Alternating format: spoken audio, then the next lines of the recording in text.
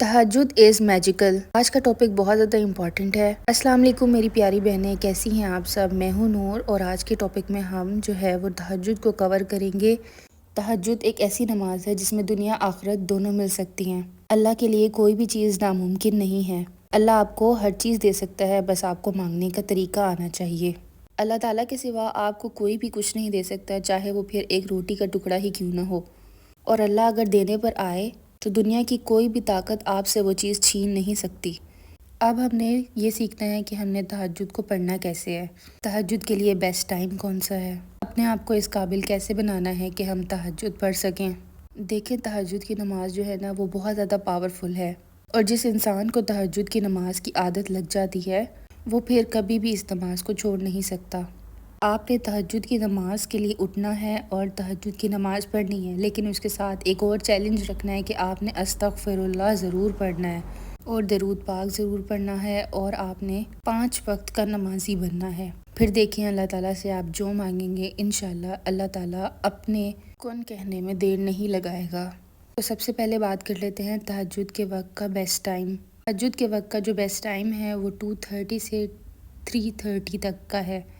اس وقت اللہ تعالیٰ سب سے نیچے والے آسمان پر آ جاتے ہیں اور کہتے ہیں کہ ہے کوئی بندہ جو مجھ سے مانگے اور میں اس کو دنیا کی ہر خوشی نواز دوں۔ اللہ تعالیٰ کہتے ہیں کہ ہے کوئی مجھے یاد کرنے والا، ہے کوئی مجھ سے مانگنے والا جس کو میں ہر چیز نواز دوں۔ کوئی ہے مجھ سے بخشش مانگنے والا، کوئی ہے مجھ سے رزق مانگنے والا، کوئی ہے مجھ سے سجدوں کی توفیق مانگنے والا۔ اور دیکھیں، جب آپ نے دعا مانگنی ہے نا، آپ نے سجدے میں جا کے مانگنی ہے، ٹھیک ہے؟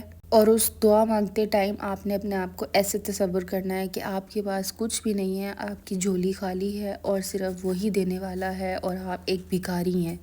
بس پھر اسی سے ہی مانگتے جانا ہے آپ نے کہ اے اللہ، میرا تیرے سوا کوئی نہیں ہے، صرف تو ہی ہے جو مجھے سب کچھ دے سکتا ہے، جو اپنی آپ کی حاجت ہے، جس چیز کی آپ کو شدت سے طلب ہے، کوئی ایسا کام ہے جو آپ کا نہیں ہو رہا، آپ دیکھیں گے کہ آپ کی دعاؤں سے آپ کی ہی تقدیر بدلے گی۔ بس آپ نے اپنی دعاؤں پہ یقین رکھنا ہے اور گڑ گڑا کر اس سے مانگنا ہے، ٹھیک ہے؟ اور آپ نے اس بات پہ یقین رکھنا ہے، پختہ یقین رکھنا ہے کہ آپ کو صرف وہی دے سکتا ہے اور کوئی بھی نہیں دے سکتا۔ آپ نے صرف اسی سے امید لگانی ہے، اور اندھی امید لگانی ہے کہ ہاں میرے مالک تو نے ہی دینا ہے، تو ہی دے سکتا ہے، اور کوئی نہیں ہے جو مجھے دے سکتا ہے، ٹھیک ہے؟ تہجد کی نماز میں ٹوٹل 12 نفل ہوتے ہیں، لیکن یہ لازمی نہیں ہے کہ آپ 12 ہی پڑھیں، آپ جتنے آپ سے ہو سکے 6، 4، 2، 10 جتنے مرضی آپ پڑھنا چاہیں آپ پڑھ سکتے ہیں۔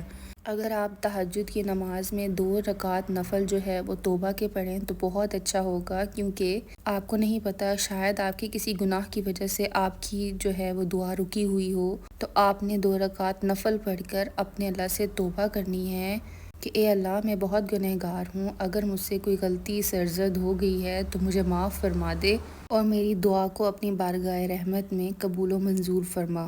2 رکعت نفل جو ہے وہ آپ نے اپنی حاجت کے لیے پڑھنی ہے، جو بھی آپ کی جائز حاجت ہے جو پوری نہیں ہو رہی، آپ نے اس کے لیے پڑھنی ہے، اور اس کے بعد رو کے گڑ گڑا کر آپ نے اللہ تعالیٰ سے ایسے دعا مانگنی ہے جیسے آپ ایک بھکاری ہیں۔